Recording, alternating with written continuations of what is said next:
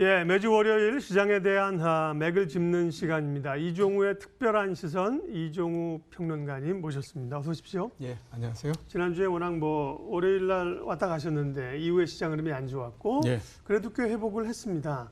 코스피가 1900 정도 흔들릴 수 있다는 얘기도 하셨는데 1800대도 어쨌든 들어갔다 나왔고요. 예, 그렇죠. 코스닥이 이제 540까지 찍고 왔으니까 대략 이 정도면 어느 정도 바닥을 좀 조심스럽지만 좀 확인했다 다져간다 봐도 되나요? 글쎄, 아직까지 바닥을 얘기하기는 좀 뭐할 것 같고요. 네. 추가 하락이 좀 있을 수도 있지 않을까라는 생각이 듭니다.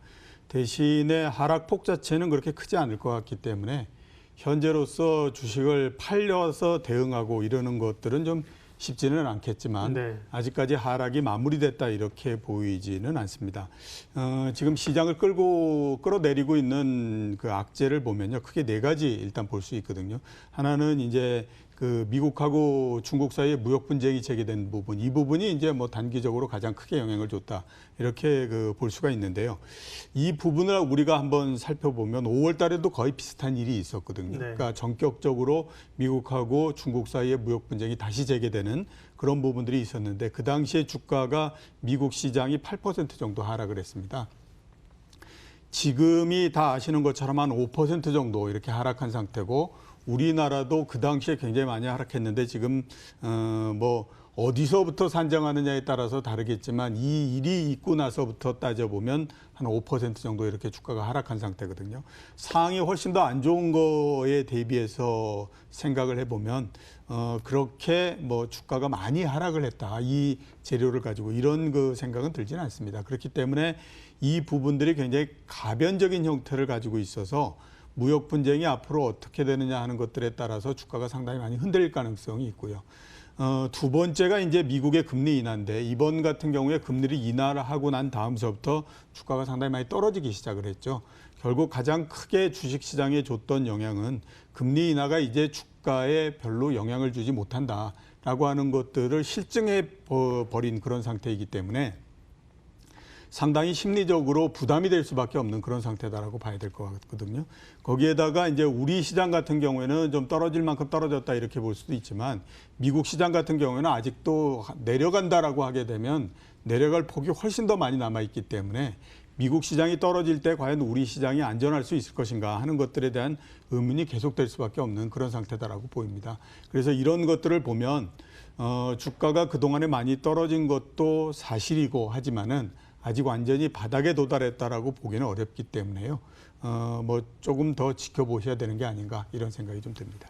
지난 월요일 날 오셨을 때 그 말씀을 하고 가셨습니다. 우리 시장도 그렇지만 미국 증시가 흔들리지 않는다면, 지켜준다면 그래도 버티겠지만 근데 이제 미국 증시가 사실 흔들렸거든요. 예, 그렇죠. 네, 그런 불안 요인들이 지금 남아있고 어쨌든 간에 심리적으로 보면 지수라 보면 1800을 어쨌든 확인했다. 들어갔다 나왔다. 550, 540 갔다 왔다 하면 엔간한 거 아니야? 생각할 수 있는데 심리적인 거고 확인했다고 보기는 좀 어렵다는 말씀이신 그렇죠. 거고요. 왜냐하면 네. 그거는 지금의 시점인 네네. 거죠. 그러니까 사람들이 가격이라고 하는 것에 대한 적응력이 있거든요. 네. 얼마 전까지 2,000 얼마였다가 그렇죠. 갑자기 예. 주가가 떨어져서 일시적으로 1800대까지도 내려갔다가 다시 올라와서 1900 이렇게 됐기 때문에 네. 지금 당장에 보면 주가가 싸다라고 느껴질 수밖에 없습니다. 그런데 조금 더 시간이 지나서 이 가격에 적응을 하게 되면 네. 그 다음서부터는 이 가격이 싼 게 아닌 게 되는 거거든요. 그렇기 때문에 결국에 어디에서 최종적으로 멈추느냐 하는 것들은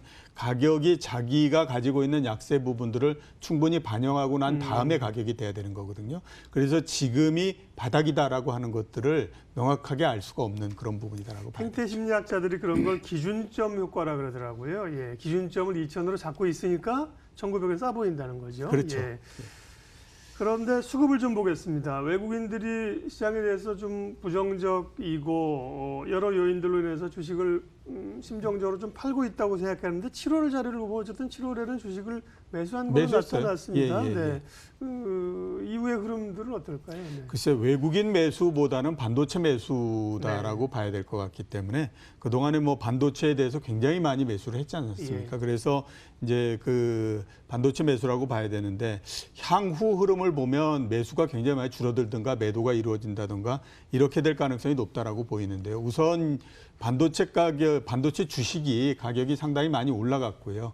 그다음에 삼성전자 기준으로 봤을 때에 47,000원까지 올라갔다가 결국 그 벽을 뚫지 못하고 아무리 힘을 써도 안 되니까 그냥 내려와 버린 상태잖아요. 네. 그러면 단기적으로 봤을 때 47,000원을 넘기는 어렵다라고 봐야 되는 거거든요.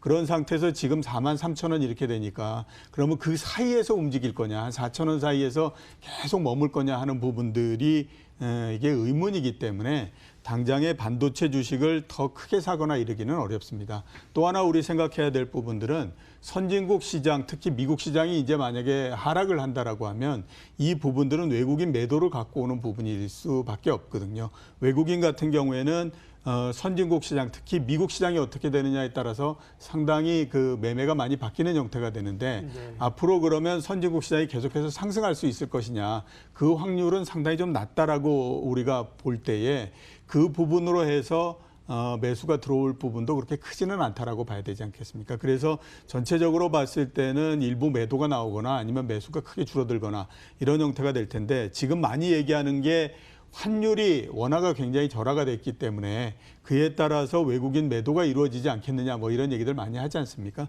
그 부분은 별개의 문제다라는 생각이 듭니다. 그동안에도 보면요.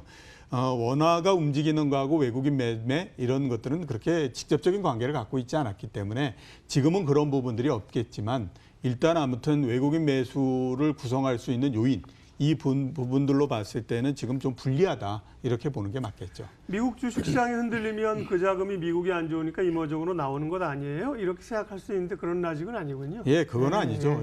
그 우리가 역사적으로 이루어졌던 부분들을 통계적으로 한번 보면 그 미국 시장이 약하고 이랬을 때 전체적으로 이머징 마켓 쪽으로 돈이 나가서 이런 경우는 없고요. 전체적으로 줄어들어 버리는 형태가 되죠. 그렇군요. 시장에 대한 전체적인 위험 자산에 대한 위축 현상이 나오니까. 네, 그렇죠. 예. 코스피는 말씀하신 것처럼 어쨌든 간에 반도체, 삼성전자에 의해서 움직이는데 그렇다 보면 코스닥은 어쨌든 바이오에 의해서 움직이고 기대감이 있고 또 지금 많이 밀리는 거 아니겠습니까? 네, 바이오 그렇죠. 시각도 좀 알려주세요. 글쎄 뭐 최근에 굉장히 약세였고요. 그래서 지금도 그 약세를 벗어나지 못하고 있는 상태인데 앞으로도 보면 그다지 뭐 올라갈 수 있을 만한 모멘텀을 잡기는 쉽지 않을 것 같다라는 생각이 듭니다. 자, 10년 동안 바이오가 움직였던 거를 우리가 한번 이렇게 구분해서 살펴보면 제일 처음에 줄기세포가 올랐지 않습니까? 네. 옛날에. 그리고 난 다음에 카피약이 유행을 했었어요. 그 다음에 나왔던 것이 기술 수출이었죠. 맨 마지막으로 현재까지 됐던 것이 바이오시밀러 이런 형태로서 진행이 되어 왔거든요. 네. 한 텀이 끝나고 난 다음에 다른 텀으로서 그러니까 다른 그 요인을 가지고 주가가 상승을 하고 이럴 때까지 중간에 2년에서 2년 반 정도의 텀이 있는 그런 형태였습니다. 지금 바이오시밀러가 어떻게 생각하면 완전히 이제 퇴조를 해버리는 형태고 그러면서 주가가 한 1년 반 정도 이렇게 후퇴를 해버린 그런 상태인데요. 이번 같은 경우가 다른 앞에서의 몇 번보다도 훨씬 더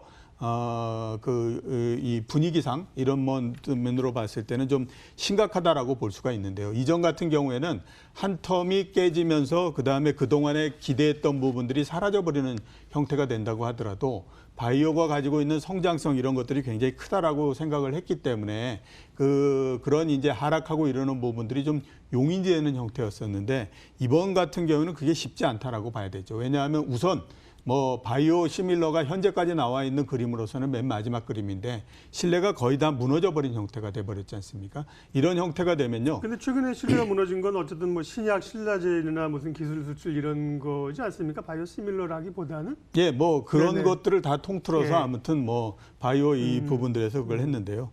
이렇게 되면 가장 큰 문제가 뭐냐면 네. 주가 하락으로만 끝나지는 않습니다. 그러니까 지금 우리나라의 이 기업들 중에서 바이오 기업 이런 데 중에서 이익을 많이 내 가지고 그다음에 이제 이 자기네들이 필요로 하는 개발 비용 이런 것들을 내부에서 조달하고 이러기는 쉽지가 않거든요. 네. 결국 외부에서부터 자금이 예. 들어와야 되는데 주가가 이 모양이 돼버리면 외부에서 자금이 들어오기가 어렵습니다. 그러면 지금 개발하고 이러는 것들이 모두 다 멈춰서 버릴 가능성이 상당히 높기 때문에 이거는 주가의 문제뿐만 아니라 기업의 문제로서 넘어가는 형태가 되거든요. 그러니까 이런 부분들을 고려를 해야 되는데 대표적인 예로서 2000년도에 IT 버블이 붕괴되고 했을 때 그 주식들이 어떻게 됐는가 하는 것들을 한번 생각해 보면 향후에 이것들이 어떻게 될 것인가 하는 것들에 대한 그림을 조금은 알 수 있지 않을까라는 생각이 좀 듭니다. 시장 흐름이 이제 그렇다 보니까 결국 투자자들은 테마로밖에 대응을 할 수밖에 없는, 그래서 사실 테마로 하시는 분들 뭐라고 좀 얘기하기 어려운 그런 사실 장이긴 합니다. 예. 그렇지만 이제 테마는 워낙 빠르고요. 그래서요. 예, 전략 얘기 좀 마무리해 주십시오. 애국 테마주가 굉장히 유행이더라고요. 네. 별로 그렇게 뭐 얘기가 될 만한 것들이 없기 때문에 네. 지금 이제 분위기가 조금 가라앉으면 주가가 떨어질 가능성이 높으니까요. 여기에 이제 뭐 그 매수를 하고 이러실 필요는 없다라는 생각이 좀 들고요.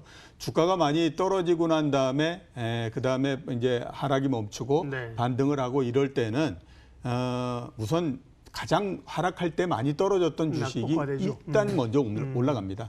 그렇기 때문에 시간을 좀 보시고 그런 주식들이 어떻게 되느냐 하는 것들, 그러니까 단기적으로 어떤 것들이 낙폭이 컸느냐, 체크할 그리고 필요가 있겠습니다. 이런 것들을 한번 체크하실 필요가 있고요. 그다음에 그런 국면이 지나고 난 다음에 돼야 실적을 가지고 얘기를 하게 할 수 있습니다. 그러니까 물론 가장 좋은 건 실적이 좋으면서 낙폭이 굉장히 컸던 종목들이 가장 좋겠지만 아마 그 두 개의 교집합이 이루어지는 경우는 그렇게 많지는 않을 겁니다. 그래서 당장에 주식을 산다라고 이게 이제 조금 지나서 하락이 멈추고 했을 때 주식을 산다라고 하게 되면 우선적으로 고려해야 될 부분은 낙폭이 컸던 주식, 그 다음에 이제 실적이 강한 좋은 주식, 이런 순으로서 하는 것이 맞지 않나라는 생각이 듭니다. 예, 그러니까 지금은 뭐 주식을 물론 이제 테마성으로 말고 조금 더 긴 호흡으로 주식을 사 들어가는 입장에서는 사 들어가기보다는 소위 이제 주시 종목, 와치리스트 이걸 예, 만드는 그렇죠. 게 지금 과제인 것 같습니다. 우선적으로 이제 많이 떨어졌던 종목 가운데서 어떤 게 떨어졌었는고, 그리고 이유를 가지고 떨어진 건지 아니면 이유는 덜한데 떨어진 건지 이걸 좀 구별할 필요가 있겠습니다. 예. 이종우의 특별한 시선, 이종우 주식평론가 함께했습니다. 수고하셨습니다. 지수 흐름은 어떻게 되는지 잠깐 볼까요? 예, 또 조금 밀렸습니다. 아무래도 좀 뒷힘을 발휘하기는 좀 어려운 그런 장세이죠. 상승 출발을 했지만은 힘이 조금 밀리는 형국으로 갑니다. 예. 기관들의 오늘 매도가 좀 거세게 많이 나오고 있는 그런 흐름이네요. 출발 마켓온 오늘 순서는 여기까지 하겠습니다. 이번 뭐 한 주도 대응이 중간에 우리가 휴일이 하루 있긴 하지만 꽤 까다로워 보입니다. 초반부터 전략 잘 세우고 가시기 바랍니다. 함께해 주셔서 고맙습니다.